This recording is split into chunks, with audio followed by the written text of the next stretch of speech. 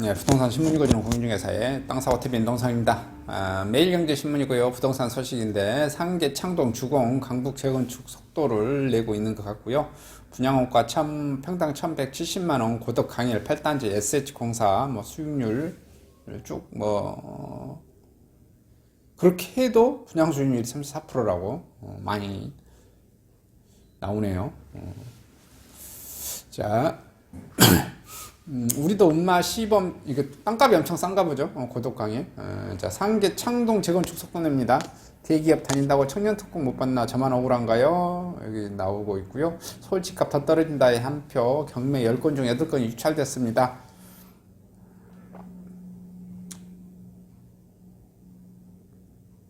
그 다음에 여기도 서울 집값 더 떨어진다, 10채 중 8채 주인을 못 찾아 계속 유찰되고 있고요. 한국경제신문의 부동산 소식인데요. 금매로 파느니 물려주자. 올해 주택증여 역대 최고입니다. 계속해서 증여 있으신 분들은 그러겠고요. 이가경이 집 파느니 서울주택 비중 역대 최고. 10억 중 10억 있던 아파트가 집값 급락에 동탄 역글종들 분노 있고 이런 소식이 있네요. 40%가 날라갔습니다. 6억을 넘던 집값도 3억대가 됐고요. 50%가 날라갔네요. 그래서 거래 절벽에 미분양 급증까지 경착력 우려 커진다라는 소식 한번 봐보겠습니다. 거래 절벽에 미분양 급증까지 시장 경착력 우려 커집니다. 기준금리 인상 기조가 계속되고요. 아파트 거래 사실상 끊겼고요. 서울 아파트 매매 수급 지수가 3년 6개월 만에 최저 기록했습니다. 미분양 쌓이고 있고요. 이달 말 전국서 6만 가구 추가 공급 되고 있고요. 수도권 규제 지역 해제 최초 주택 구입 DSR 규제 완화해야 되고요. 부동산 거래 절벽이 전개하는 가운데 미분양 물량이 급증하면서 시장의 경착력을 우려하는 목소리가 커지고 있습니다. 특히 올 연말에 기준금리 추가로 인상될 가능성이 커지면서 부동산 시장의 경착력 가능성이 고조되고 있고요. 지방과 수도권을 거쳐 서울까지 매수세가 위축되고 집값이 가파르게 하락하면서 금융위기 때처럼 시장 전체가 자칫 붕괴될 수 있다는 암울한 관측도 나오고 있습니다. 정부는 거래 절벽과 미분양 물량 급증으로 인한 부동산 시장 경착력 우려의 대출 규제 완화 카드를 꺼내들었고요. 시장의 반응은 냉담합니다. 서울 아파트 매매 수급 지수가 3년 6개월 만에 최저치를 기록하는 등 시장이 꽁꽁 얼어붙으면서 시장의 경착률을 유도하기 위해 규제지역 추가 해제 및 조세제도 개편 대책이 필요하다는 지적이고요. 서울 아파트 거래가 사실상 끊겼습니다. 서울부동산정보공장에 따르면 지난 9월 서울 아파트 매매 건수가 614건으로 집계됐고요. 지난 2006년 실거래가 조사 이후 역대 최저를 기록했고요. 올해 서울 아파트 매매 건수가 1월 1092건, 2월 818건, 3월 1427건, 4월 1752건, 5월 1737건, 6월 1073건, 7월 644건, 8월 674건, 9월 614건입니다.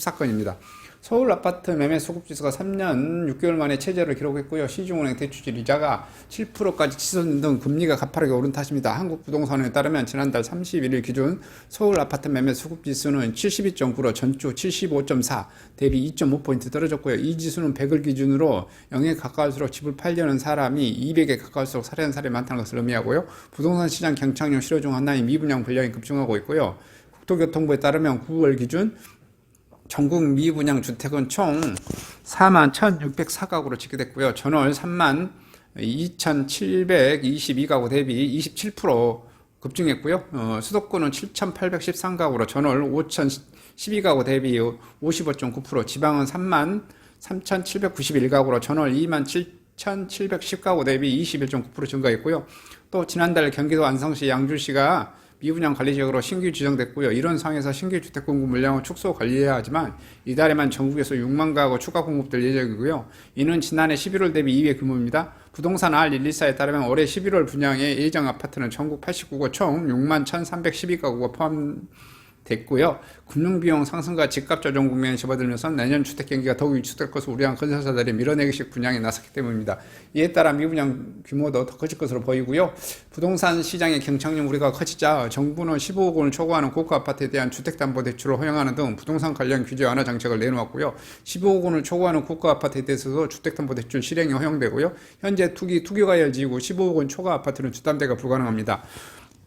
또 무주택자에 대한 담보 인정 비율 LTV도 주택가액과 관계없이 50%로 완화됐고요. 다만 다주택자에 대해선 현행 금지 조치가 그대로 유지됩니다. 기존의 보유주택, 규제지역, 주택가격 등에 따라 차등 적용되고요. 정부의 규제 완화에도 시장의 반응이 냉담하고요. LTV를 완화를 하더라도 규제 완화 효과가 제한적일 것이라는 지적이고요. 주단대 금리 상단 7%에 육박하고 집가 하락세가 이어지면서 LTV 완화에 따른 수요자의 시장 진입에 한계가 있기 때문이고요. 지난 7월부터 강화된 총부채 원리금 상한 비율 DSR 규제가 여전히 걸림돌입니다. 올해부터 시행되는 차주별 DSR 2단계 규제에 따라 총 대출액 2억을 넘을 경우 연간 원리금 상환액의 연소득 40%, 2금융권은 50%를 넘기면 은행에서 대출을 받을 수 없고요.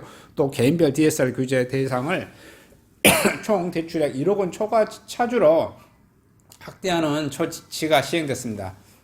대출은 더 어려워지고 있죠. 자, 전문가들은 부동산 시장 연착륙을 유도하기 위해서 규제지역 해지와 대출 규제 완화 등의 정부의 추가 대책이 필요하다고 조언하고 있고요. 권대중 명지대 부동산학과 교수는 내년 상반기까지 금리 인상 기조가 이어지면서 부동산 시장 거래 절벽 현상은 더욱 길어질 수 있고요. 시장의 경착률에 따른 부작용을 최소화하고 연착륙을 유도하기 위해서는 수도권 지역에 대한 규제지역 해제 등 추가 조치가 필요하고요. 공개에서는 금리가 계속 오르고 있고 거래가 끊긴 상태로서 규제지역을 해제하더라도 투기 수요가 일어나거나 시장이 다시 반등하지 않을 것이라며 소득이 낮은 계층은 대출을 받는데 한계가 있기 때문이며 최초 주택 구입자 등 일정 기준에 부합한 주택 소유자에 대해 DSR을 완화할 필요가 있다라고 덧붙이고 있습니다. 이렇게 해서 지금 현재 부동산 시장이 경착륙이 우려가 커지고 있다. 한번 꺾이면 확 꺾이는 이런 추세라고 봐야죠. 원래 연착륙이 하기가 어려워요. 연착륙이 될 수도 있는데 대체적으로 경착륙으로 끝납니다. 그래서 아직 경착륙이 되지 않았다고 보여지고요. 경착륙 가능성이 굉장히 높다. 그래서 지금 다들 시장 참여자들이 예의주시하고 있다. 이렇게 판단을 해보시면 되실 것 같습니다.